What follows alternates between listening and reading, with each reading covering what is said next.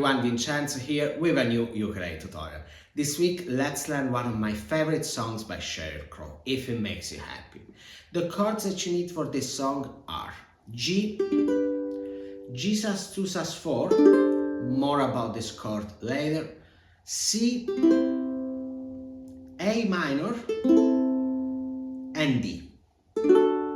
However, I'm gonna be playing D using this shape instead. So I'm doing a bar with my index on the 4th, the 3rd and the 2nd string, 2nd fret. And the 1st string is muted.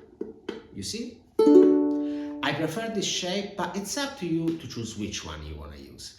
Having said that, let's start working on the verse. The verse of this song has an interesting structure. In order to make it easier to understand, let's divide it into two parts. This is the chord progression for the first part. You're gonna have a strumming pattern for the chords in black and another one for the ones in blue. Before showing you the pattern, a quick word on this G sus2 sus4. This is a really cool chord because it has both the 2nd and the 4th, which creates a very nice sound. In case you want to simplify things instead, you could just play a G sus2 or a G sus4, and they will both be fine. By the way, if you want to know more about these chords, in the description you can find a tutorial on suspended chords. Now let me show you the first strumming pattern.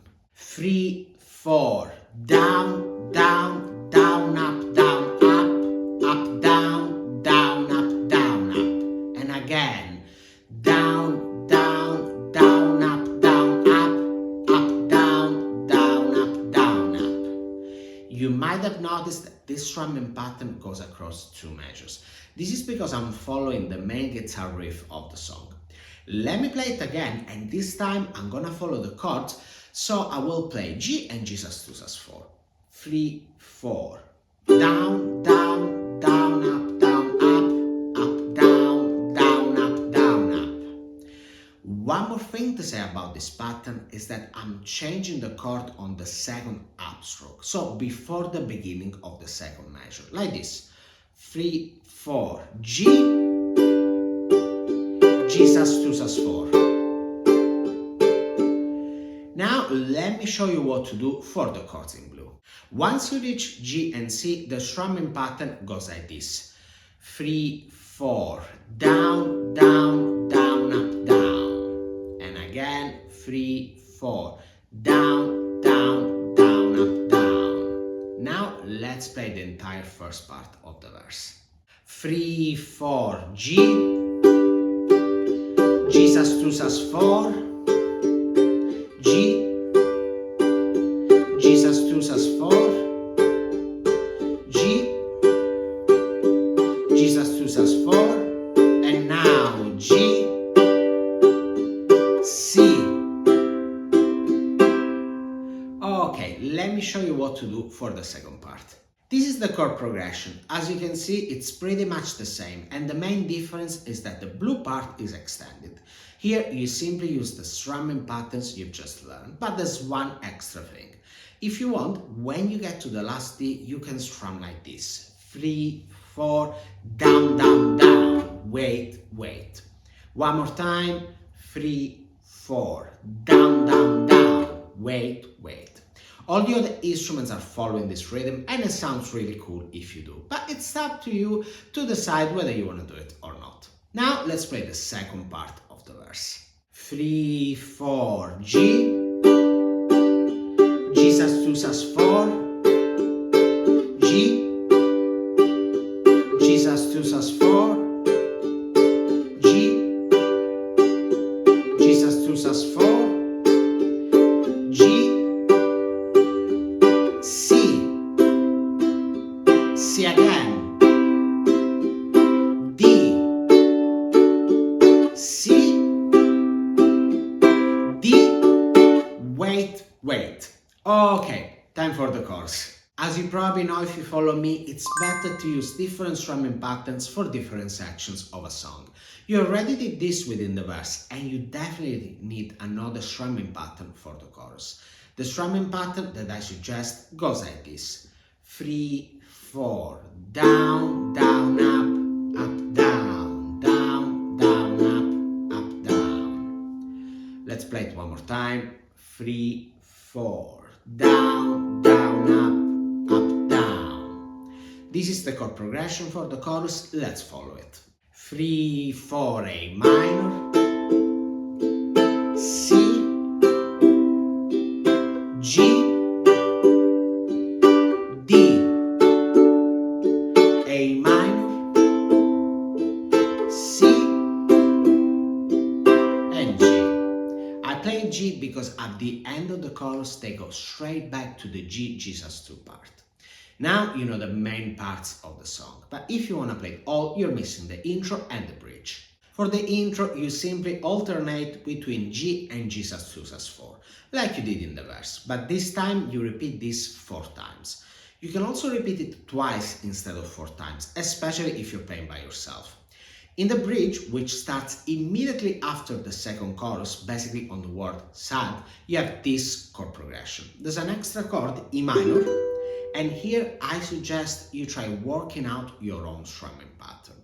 If you need help, in the description you can find a tutorial on how to do it. But if you don't have time, you can just use the strumming pattern of the second part of the verse. You know, this one, 3, 4, down, down, down, up, down, and it will work well. Of course, once you get to G and G sus2 sus4, use the usual strumming pattern for this part, because this is basically a riff. One last thing, this is the chord progression for the second chorus, which is doubled.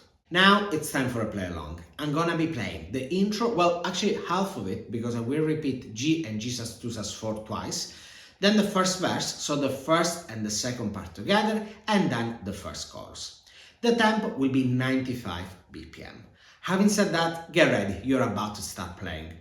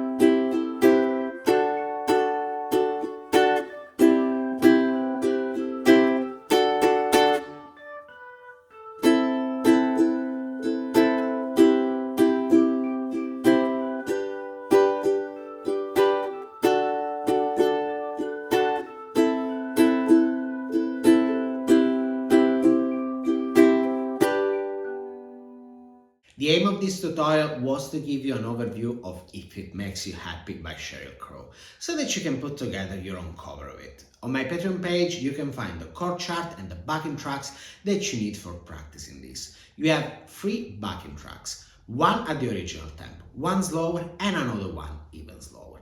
And by the way, don't forget that if you learned something from this video and you would like to say thank you, you can buy me a coffee, link in the description.